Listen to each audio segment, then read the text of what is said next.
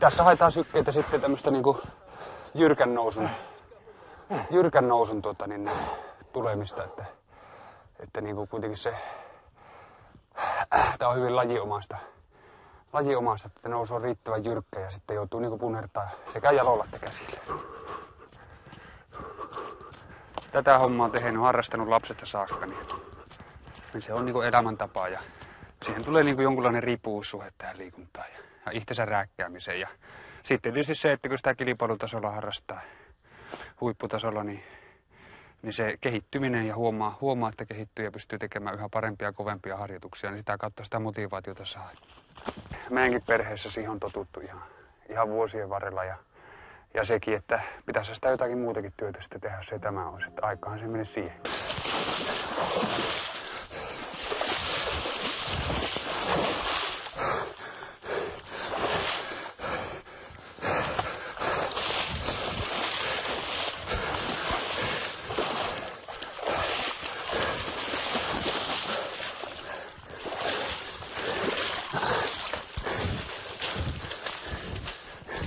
Jos mä peruskestävyysreenin teen, niin mä teen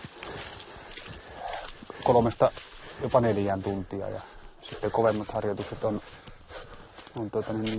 lyhempiä tietysti. Ne on parituntisia verryttelyineen. Niin se on yleensä sitten intervallia, semmosia 3 minuutista 10 minuuttia, sen verran semmosia pätkiä vetelee.